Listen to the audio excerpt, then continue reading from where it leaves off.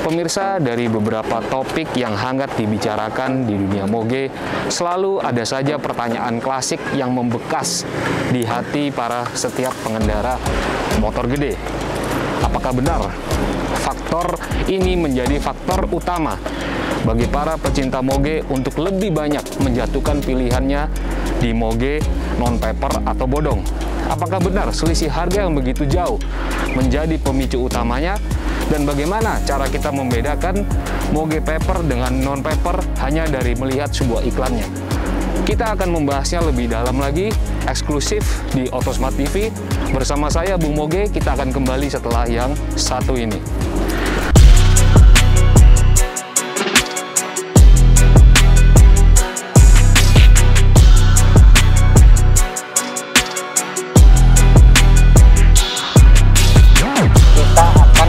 Bagikan tips bagaimana menyimpan motor dalam jangka waktu yang agak lama. Ya.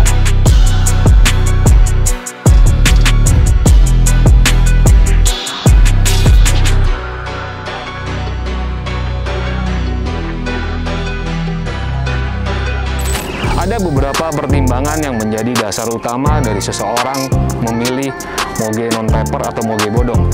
Pertama, kita tahu dari segi harga. Kenapa banyak sekali orang yang menjatuhkan pilihan terhadap moge bodong atau non-paper ini? Selisih harga, kalau kita berbicara harga sebuah moge yang terutama berkisar di atas 200 juta rupiah, itu memiliki daya tarik tersendiri untuk dimiliki.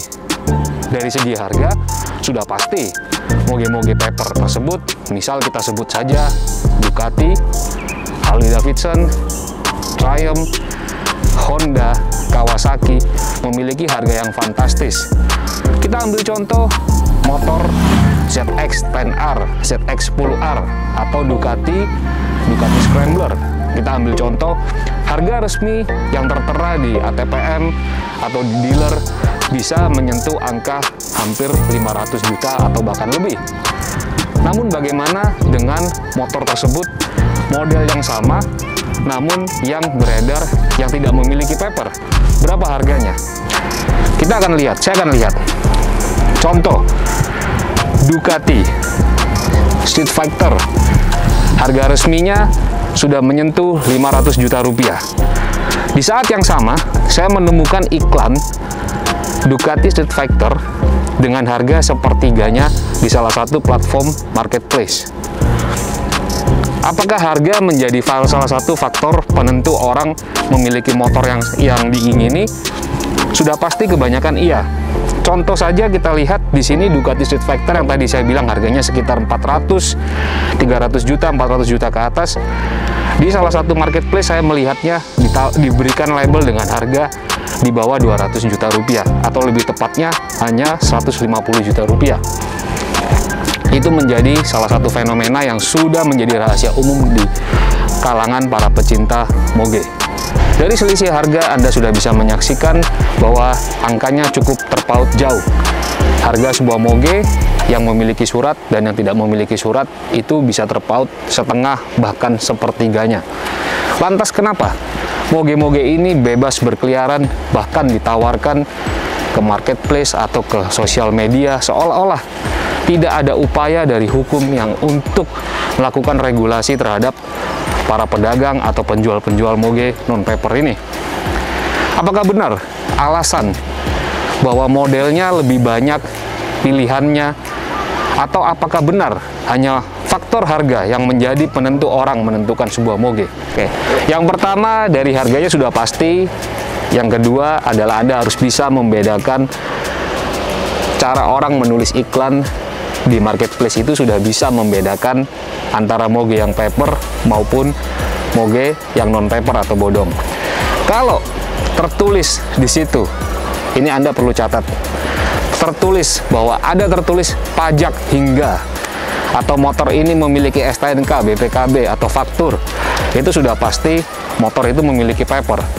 Tapi di marketplace kalau hanya tertulis motor ini keluaran tahun berapa, aksesorisnya apa, tapi tidak tertulis pajak sampai kapan, Anda perlu menanyakannya lebih lanjut. Bagaimana dengan pajaknya? Hingga berakhir hingga kapan? itu sudah menjadi satu tanda kode keras bahwa sebuah iklan yang tidak menuliskan pajak panjang atau masih berlaku, bisa dipastikan 90% moge tersebut adalah moge bodong.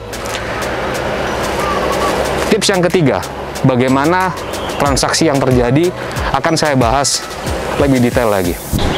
Ketika kita ingin melakukan transaksi dengan sebuah motor atau moge, kita pasti menanyakan kejelasan surat-suratnya.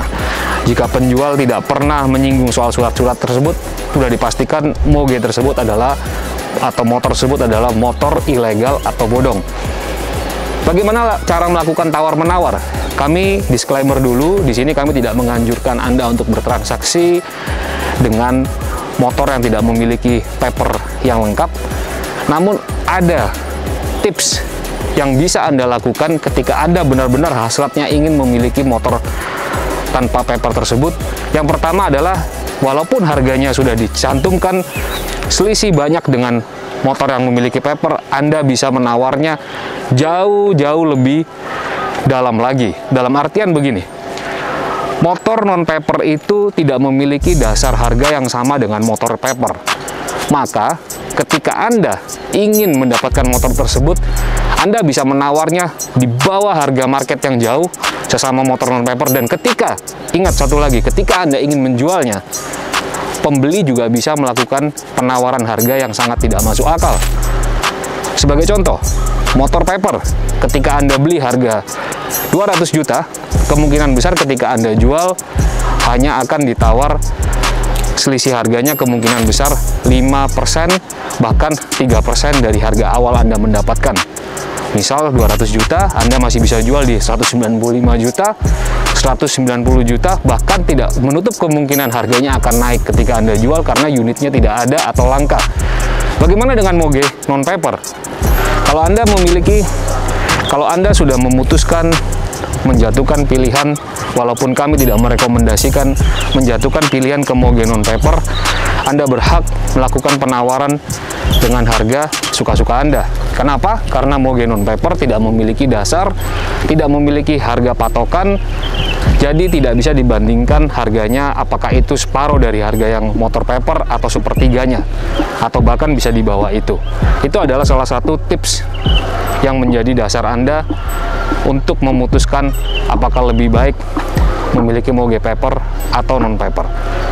Kalau dari saya pribadi, saya tetap menganjurkan Anda untuk tetap mematuhi undang-undang peraturan yang berada di Indonesia, bahwa moge paper itu adalah salah satu pilihan yang terbaik, walaupun harus ditebus dengan harga yang jauh lebih mahal, namun lebih aman, dan ketika dijual pun harganya tidak se-volatile atau tidak sejatuh moge yang tanpa paper. Lantas pertanyaannya, kenapa moge ini masih berkeliaran bebas? Dan kenapa masih bisa kita mendapatkannya dengan mudah? Itu kembali ke diri kita masing-masing, bahwa ketika ada demand yang tinggi, maka supply-nya tidak akan pernah terputus. Bagi Anda yang belum melihat video kami yang pernah membahas arus bagaimana sebuah moge bodong itu bisa masuk ke Indonesia, Anda dapat mengklik video di atas. Dan di akhir kata, bagi kami, bagi kita semua para pecinta moge roda 2, Anda sendiri yang berhak menentukan pilihan apakah motor itu lebih layak dimiliki dalam kondisi memiliki legalitas yang surat, atau karena faktor harga Anda memutuskan untuk membeli moge bodong. Kita akan kembali di kemudian hari dengan tips-tips dan komparasi-komparasi yang hangat yang ditujukan untuk pecinta roda 2 di Otosmart TV. Bersama saya, kita ucapkan salam moge.